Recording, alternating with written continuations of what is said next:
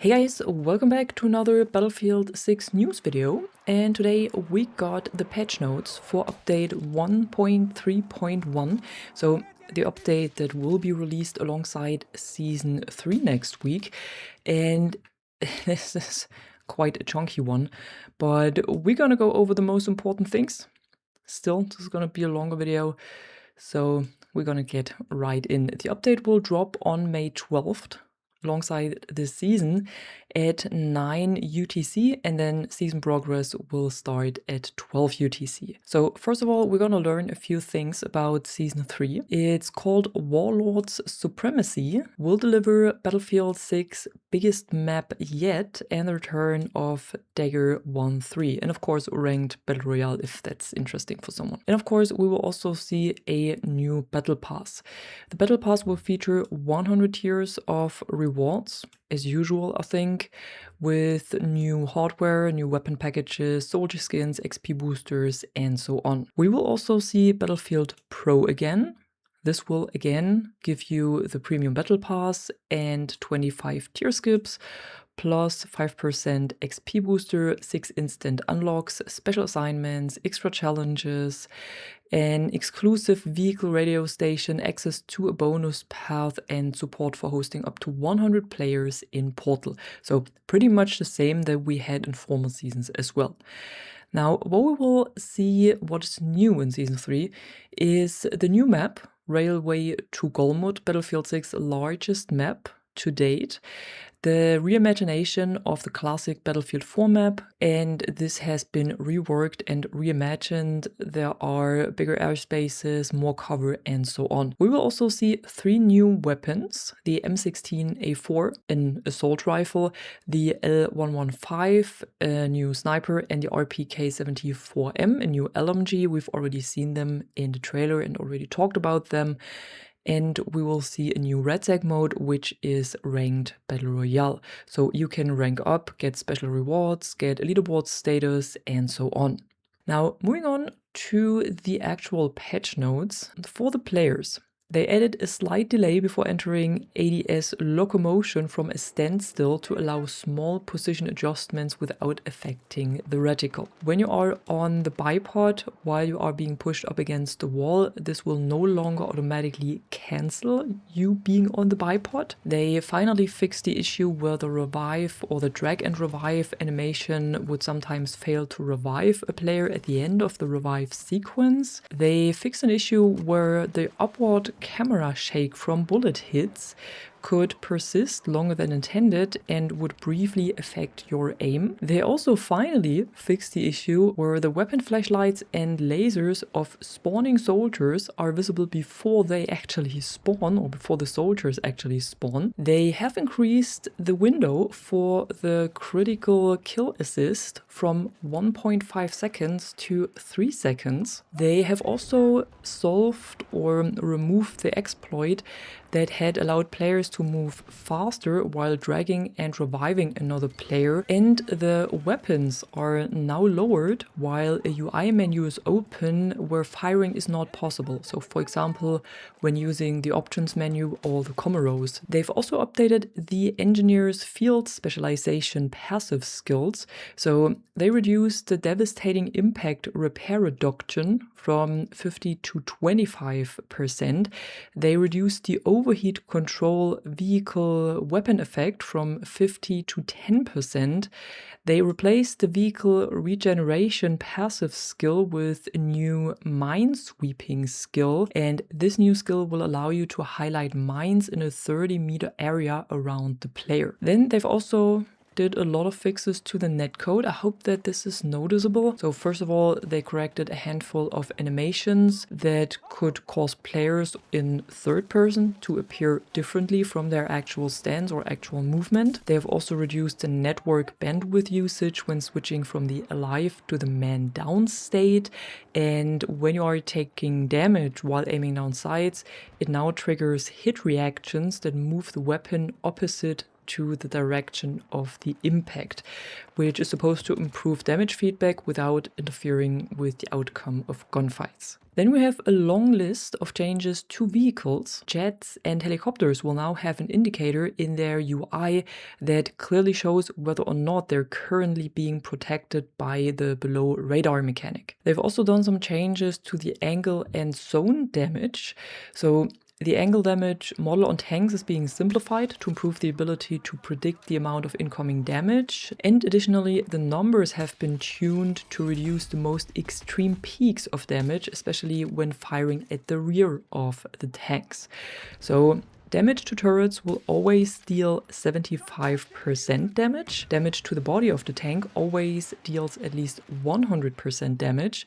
Hits at a favorable angle from the side of the tank, but they're not saying which angle this would be, will deal 150% damage, and hits at a favorable angle from the rear of the tank will deal 200% damage. So you will still, of course, deal more damage from the rear and from the sides as compared to the front of the tank.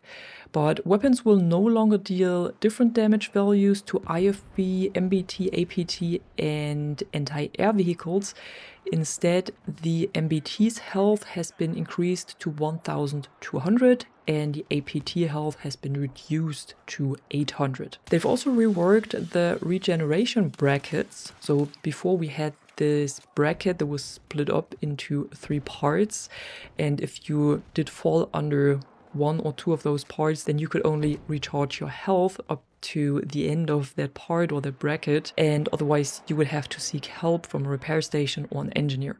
So what is changing is that this health portion or the whole health bar will no longer be split into those brackets, and the critical health bracket, which previously prevented regeneration entirely, will instead slow down the regeneration. And what they did here specifically is that the regeneration delay increased from 6 seconds to 12 seconds. The regeneration now continues to full health instead of only the next health bracket, of course, because the brackets are not existing anymore. The regeneration rate was increased from roughly 5% per second to 10% per second, and while in critical health, regeneration is now slowed by 80% instead of being fully disabled. And then we also got some handling changes to vehicles. So they've updated all tracked vehicles with a new transmission and steering system, which is supposed to deliver smoother and more responsive acceleration, tighter and more consistent turning at all speeds, a smoother steering feel overall, and more effective handbrake turns.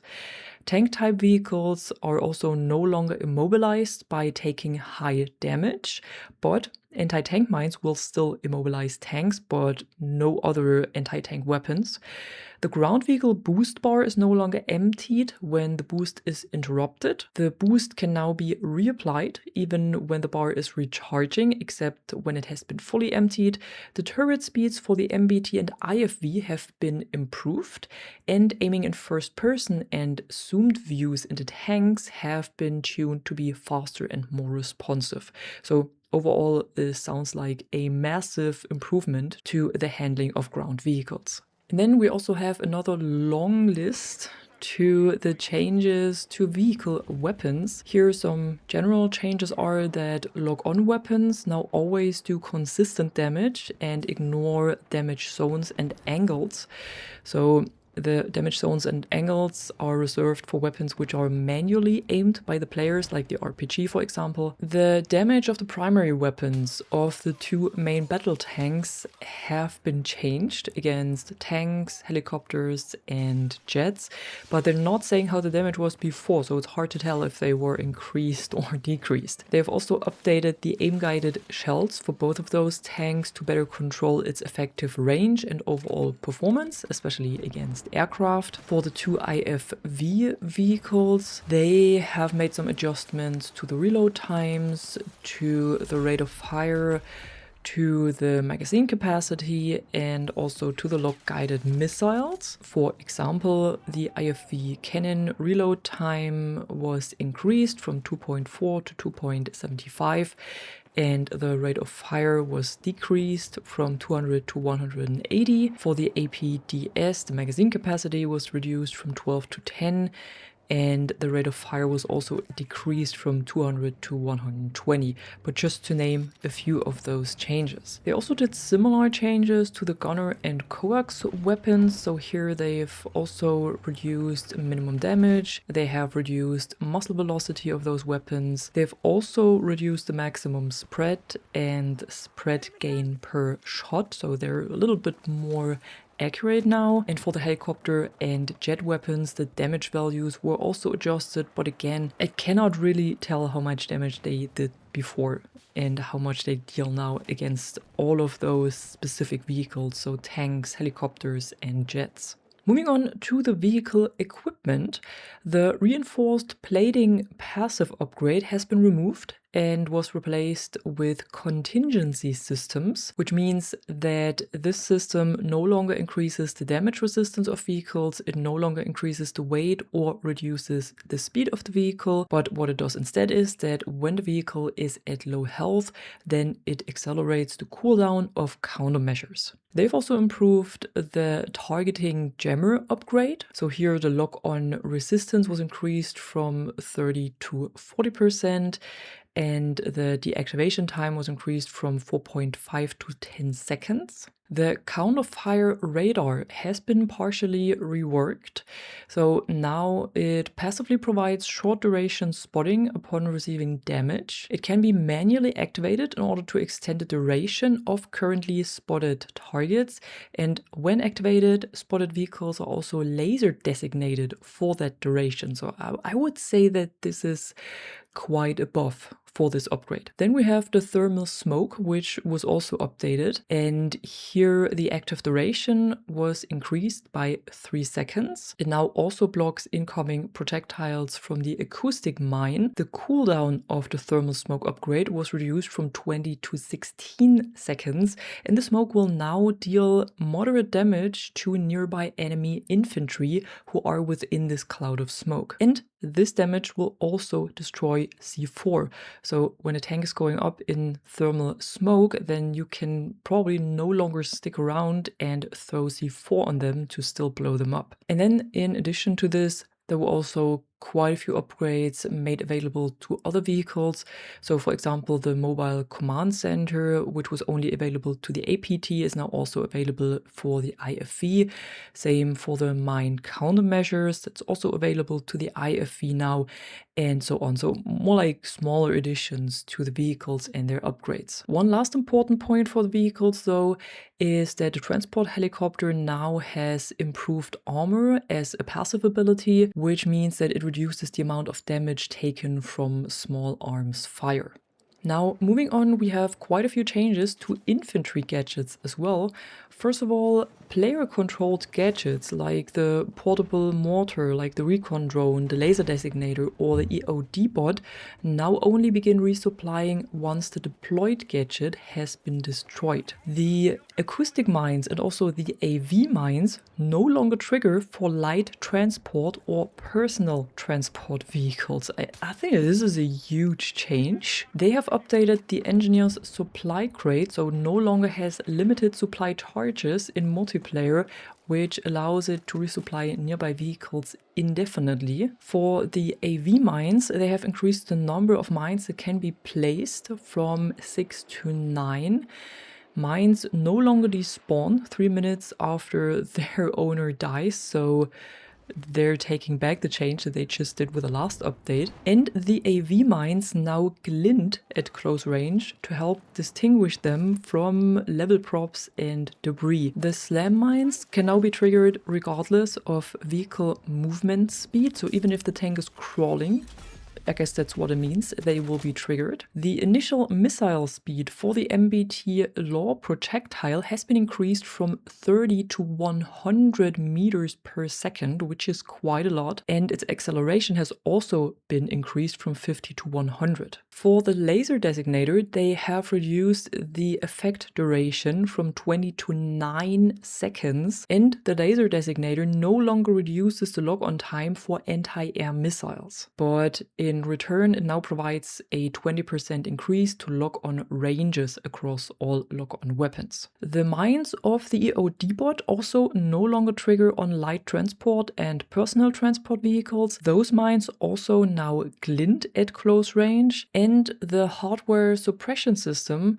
no longer detects or detonates grenades and M320 projectiles, but will still target launcher projectiles. So these were the changes to the gadgets.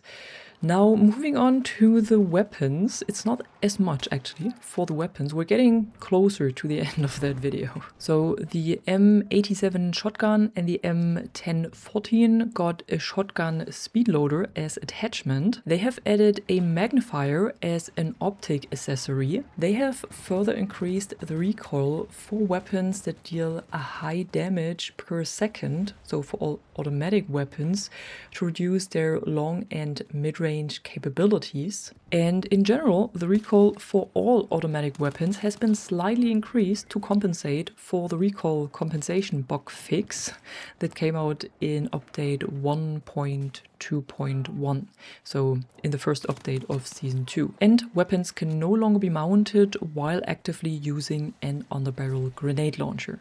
Moving on, we have a lot of changes to the UI and the HUD. So first of all, they added a new threat indicator for jets and helicopters that appears when a nearby enemy jet has your vehicle in its sight. They also added a new threat indicator that highlights incoming aim-guided missiles. They've also added a new dead zones draw tool in the settings for the controller tuning options, which is supposed to help you as an in-game overlay to visualize the currently selected controller dead zones. And they have added support for AMD Super Resolution 4.1 and for Intel Access 3.0. And then we only have the changes to REDSEC left. So if you're not interested in this, then I hope you enjoyed this video. And if you're still interested in this, then we're going to go over these changes as well. So first of all, they added a new feature that allows players to abandon missions that are in progress. They added a new assist confirmed score event, which when you have downed a player and then this one is eliminated, you will now receive an assist confirmed. They have added ranked battle royale quads. We already talked about this before. They have fixed quite a few bugs, of course, as well. One important change here in REDSEC is that eliminated players can no longer place pings on the map, so only when you're down, but not when you're eliminated. They have reduced the damage that is taken from primary weapons when you are downed by 20%. They have reduced the effectiveness of seat swapping in helicopters, because helis will now lose control when the pilot seat is unoccupied, but only in Battle Royale, not in the multiplayer. The cooldown of the recon drone is increased from 120 to 240 seconds. They've also fixed an exploit where smoke grenades that are used with strike packages or the mobile respawn can no longer be destroyed by gunfire. This was possible before, especially for the mobile respawn, and was of course very useful because it didn't give away your position anymore. They have also removed the zoom functionality from the recon drone entirely, only in Battle Royale, of course. And they are introducing a new mechanic that is called loot detection. So when you first deploy or you return through a revive or respawn, then nearby loot containers that are within 50 meters around you will be revealed through walls for 80 seconds. And the rest is pretty much bug fixing, a lot of bug fixing, and a little bit of balancing here and there, but just smaller stuff. So I think this video was long enough. This was probably the longest patch notes I've ever went through in Battlefield 6. And yeah, these were really only the most important points. And if you still enjoyed this video, I hope you did, then be sure to drop a like and subscribe. And I'm gonna see you in the next one. I swear it will be shorter. I'm Catwoman and you are awesome.